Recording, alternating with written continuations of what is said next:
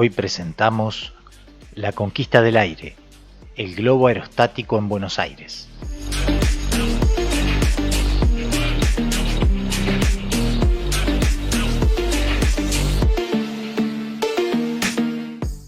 El globo aerostático es una de las invenciones más fascinantes de la historia. Desde la antigua China, donde se utilizaban globos de papel para enviar mensajes al campo de batalla, hasta el siglo XVIII en Europa, donde se desarrollaron los primeros globos aerostáticos tripulados, la historia de este material es una historia de aventuras, descubrimientos y desafíos.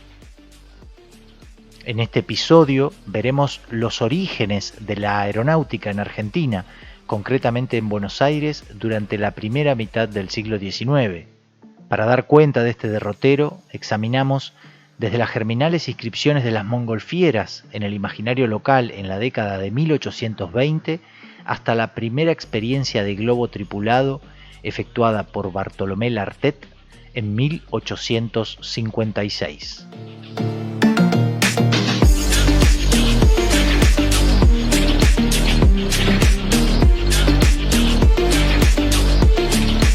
La historia del globo aerostático se remonta a las antiguas culturas de Oriente, donde se utilizaron esferas voladoras para enviar mensajes.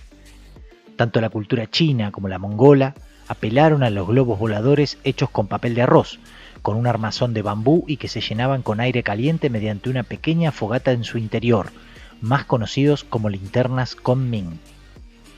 Aunque estos globos no eran capaces de llevar a una persona, sentaron las bases para que, varios siglos después, se inventen las montgolfieras en el siglo XVIII, que fueron los antecedentes directos de los globos aerostáticos del siglo XIX.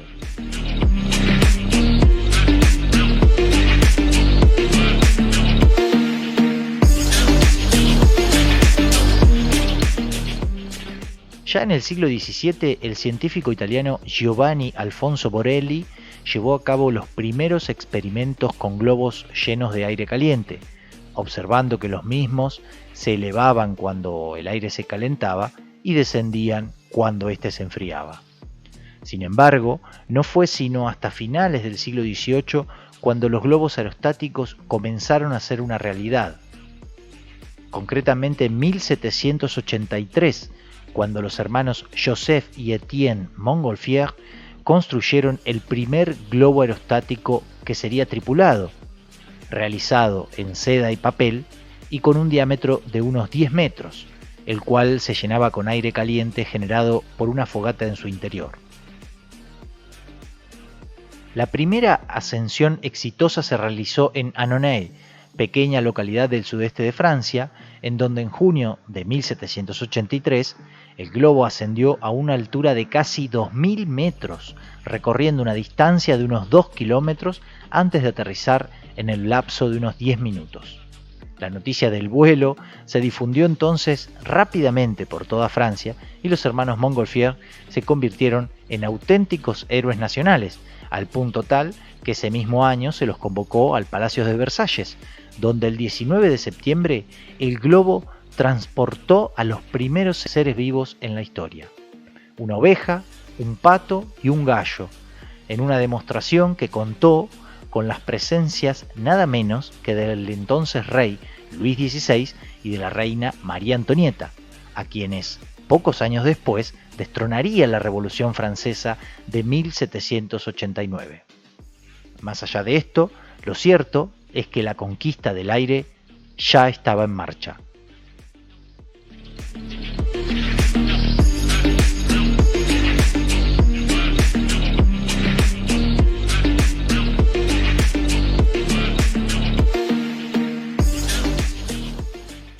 Después del éxito de los hermanos Montgolfier, muchos otros científicos e inventores intentaron construir sus propios globos aerostáticos, dando paso a una serie de experimentos y ensayos de distinto calibre, como las travesías de Pilato de Rozier en 1783, Jean-Pierre Blanchard en 1783 y 1784, Vincenzo Leonardi, Jacques Garnerin o Sophie Blanchard, la primera mujer aeronauta, en 1804, por citar solo algunas de las más célebres excursiones en distintos puntos de Europa.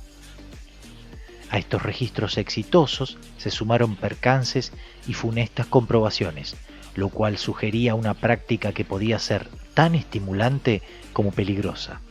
De allí que, en tanto se mejoraba la tecnología aeronáutica, el globo se fue volviendo más común en Europa, siendo tema de canciones, poemas y obras de teatro, e incluso célebres novelas como sería 5 semanas en globo o La vuelta al mundo en 80 días, publicadas algunos años después por el gran Julio Verne, personaje del que hablamos en un video anterior que dejaré en la descripción por si no lo viste. Pero lo cierto es que para las primeras décadas del siglo XIX, y pese a que las aventuras aéreas arrojaron varias experiencias fallidas, el número de accidentes resultaba exiguo con relación a las exitosas, siendo aproximadamente el 2% del total, según datos de Louis Figuier. Con todo, cabe destacar que si bien los orígenes del globo se remontan a fines del siglo XVIII y las primeras décadas del siglo XIX, no será sino hasta la mitad decimonónica cuando este tipo de incursiones aéreas se expandan, producto de varios motivos, entre los que podemos citar los desarrollos tecnológicos de la sociedad industrial europea en plena expansión, así como también una mayor curiosidad en las sociedades, en donde en muchos casos se acompañaba la ascensión con otras expresiones de carácter acrobático, dramático, o bien combinando estas técnicas con fuegos de artificio y varios números musicales. La aeronáutica era todo un arte.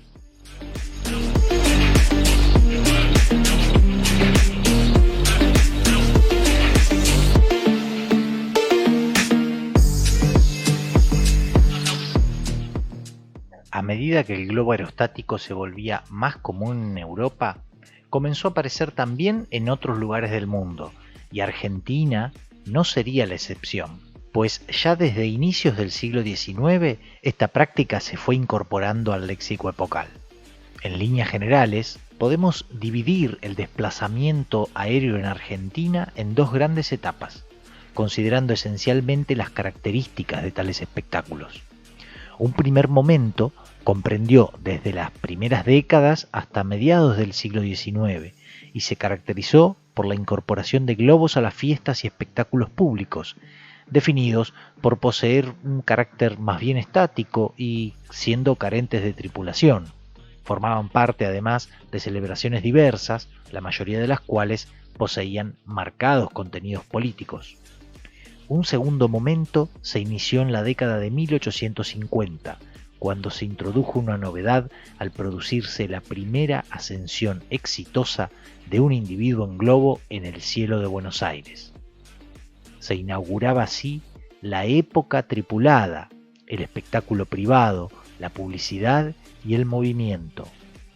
Veamos más en profundidad este lento y apasionante proceso de inclusión del globo en la cultura local, el cual, si bien expresa una práctica de carácter pasajero, albergó un impacto duradero en el imaginario social, vehiculizando proyecciones y deseos de una comunidad en pleno proceso de transformación.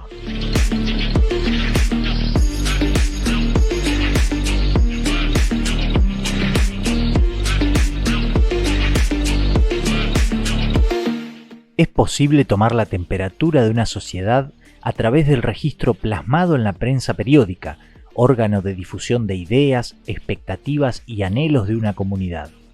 En este caso, indagamos en las primeras alusiones al globo como aparato o actividad, presentes ya a inicios de la década de 1820 en distintas publicaciones locales. Estas referencias nos permitirán trazar un recorrido de las montgolfieras como experiencia social y de la circulación de información y conocimientos técnicos sobre el globo en Buenos Aires. Una de las primeras referencias la encontramos en marzo de 1822 en El Argos de Buenos Aires, cuando se recuperó una crónica extranjera en la que se señalaba que un habitante boloñés llamado Hermenegildo Monti dice haber hallado el medio de dar dirección a los globos aerostáticos. El descubrimiento de este físico implicaba un aparato que prometía cierta libertad de desplazamiento o de movimiento, problema nodal por entonces. Se señalaba que, por medio de un mecanismo que hace poner en movimiento desde el centro de la galería, puede conducir un globo en todas direcciones sin valerse del fuego ni de otra materia alguna. Se subrayaba además que el científico en cuestión había fabricado una maqueta a escala del mecanismo, pero que resta ahora saber si cuando se haga el modelo en grande conseguirá el inventor los efectos que anuncia. Aquel mismo año encontramos otra mención significativa en el periódico La Abeja Argentina, cuyo espíritu era el de acercar asuntos de ciencia y conocimientos diversos al público en general. Se trató de la transcripción de una nota publicada en el Kaleidoscope de Liverpool, en donde se refería a una presunta navegación aérea desde Londres hasta la India. Este replique de una nota extranjera dentro de la Abeja Argentina nos ofrece un indicio respecto a la circulación de saberes aerostáticos dentro de la sociedad local de entonces, pues, aunque como hemos visto, el globo ya contaba con un gran desarrollo en buena parte de Europa, aún no se inscribía tan nítidamente en el imaginario local durante las primeras décadas del siglo XIX.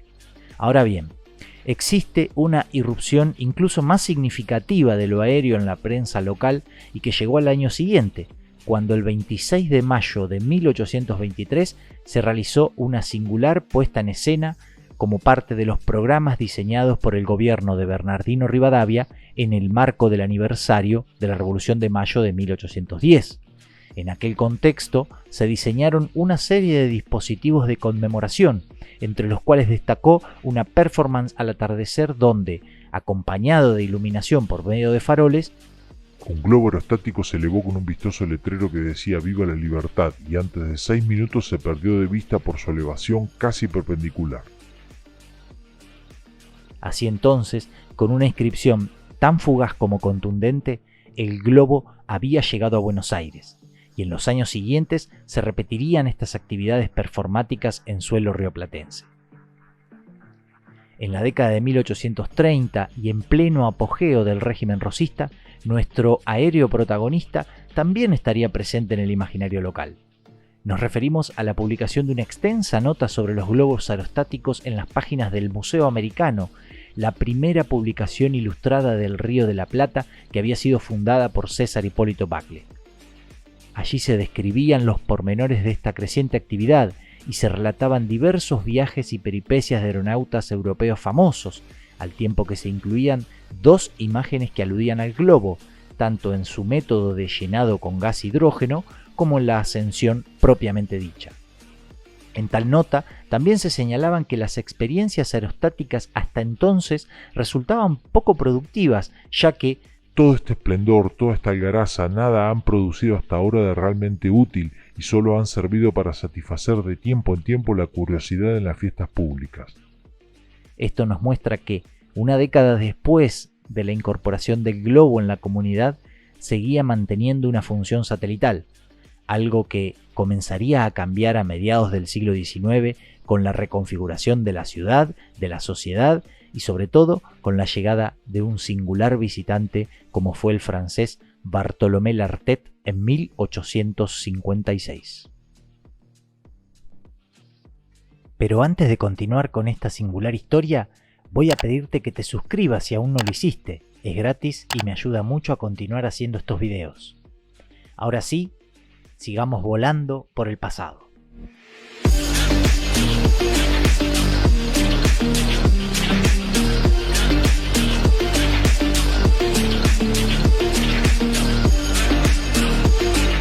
Aunque con la caída del régimen rosista en 1852 la ciudad adquirió otra fisonomía social y cultural, la ya tradicional suelta de globos en las fiestas mayas siguió siendo una continuidad con el periodo previo.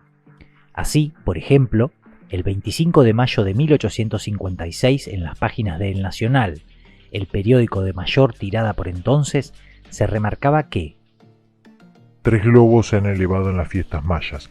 Blanco el primero se elevó un momento y se incendió. Sin el desastre del primero, el segundo, amarillo, cayó luego. El tercero, con los colores nacionales, se elevó con majestad hacia arriba y se remontó enseguida hasta confundirse con las estrellas de tercera magnitud. Se trató de la mayor elevación de un globo hasta entonces, en una escena que incorporó fuegos de artificios y nucleó a una gran cantidad de público, confirmando que la actividad aerostática había llegado para quedarse.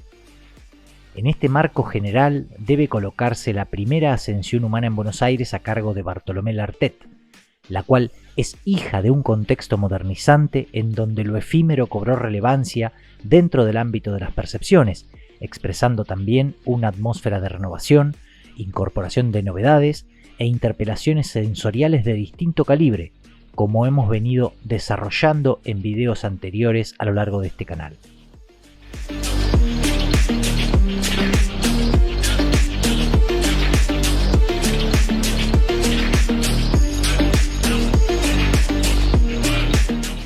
Desde octubre de 1856 comenzó a publicitarse la gran ascensión aerostática de Lartet en la prensa local, anunciando un espectáculo apto para todo público y cuya entrada oscilaba entre los 10 y los 20 pesos.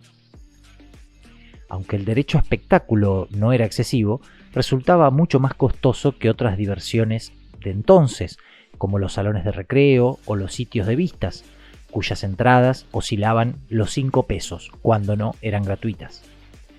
Parte de este coste superior en la experiencia del Lartet se debía a que se trataba de una empresa privada que requería mayor inversión, por el hecho de montar un globo aerostático en el centro de una ciudad. Es de destacar que se promocionó la actividad como única en su especie y muy diferente a las realizadas hasta entonces.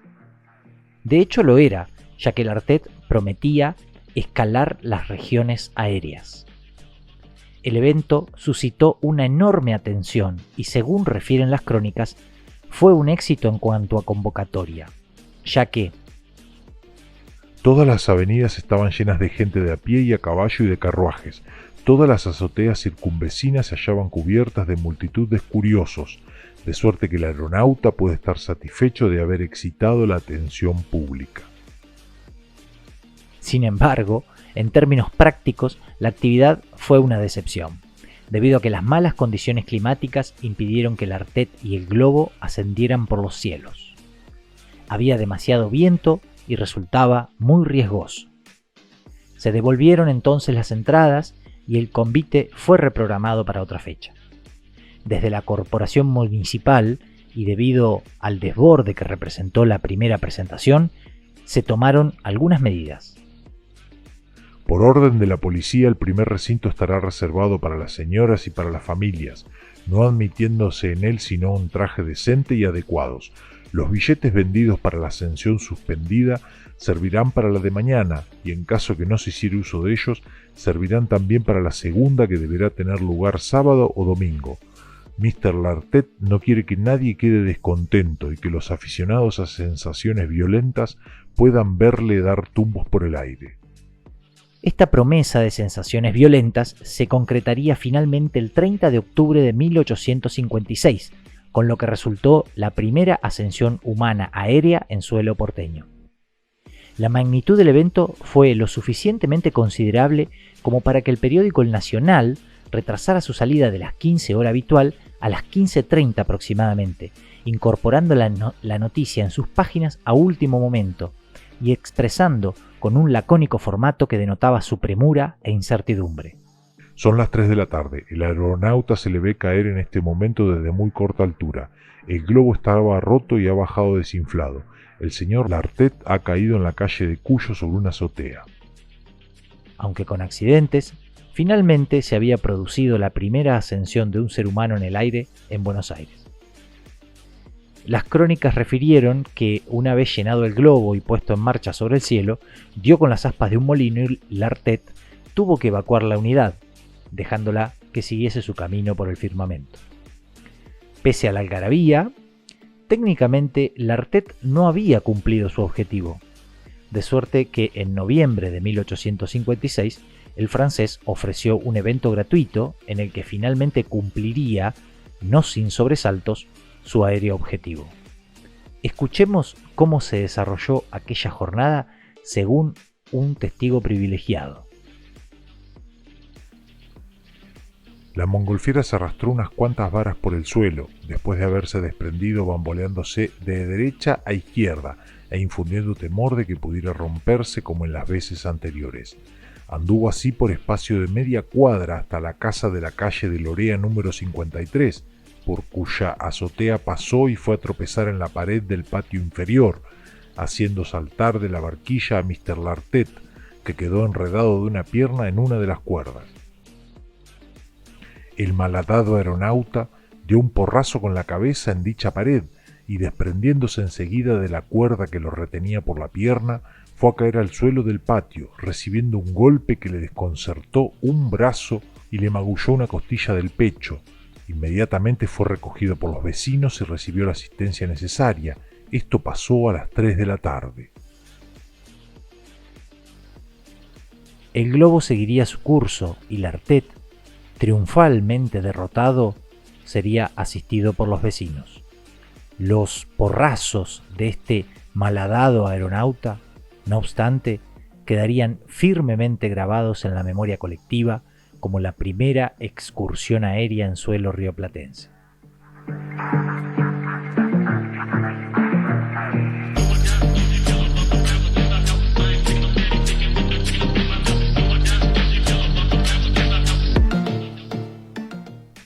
Más allá del éxito o fracaso de la empresa de Lartet en Buenos Aires, el globo aerostático implicó una gran novedad para la humanidad toda, al permitir traspasar la barrera gravitatoria. Además, por la espectacularidad de su desplazamiento en el espacio, el prestigio que otorgaba el aeronauta y el riesgo inherente a la misma ascensión, el globo aerostático reunía en sí un cúmulo de elementos válidos para convertirlo en un espectáculo muy solicitado. Tales exhibiciones pueden verse como instancias que condensaron expresiones y deseos comunitarios. En este camino, los sentidos asociados al globo nos muestran la incorporación del ideario moderno basado en la novedad, la valoración de acciones temerarias y una nueva estimulación sensorial del habitante. Así, acciones riesgosas como las del Lartet marcarían el pulso de los nuevos tiempos modernos, en los cuales todo estaba en juego a cada momento y se materializaba la noción de progreso a través del dominio sobre la naturaleza. Aunque peligrosa, accidentada e imprevisible, la primera ascensión en globo en suelo porteño implicó un evento difícil de olvidar para aquellos habitantes y, por supuesto, en este canal queríamos rendirle nuestro humilde tributo. Para quienes deseen conocer más detalles de este evento, les dejaré en la descripción un enlace a mi artículo de Mongolfieras y Globos, donde analizo con mayor detenimiento el proceso aquí expuesto de manera sucinta. Espero que haya disfrutado mucho de esta singular historia y aprovecho enormemente para agradecerte por llegar hasta aquí. Nos vemos en el próximo video. Gracias.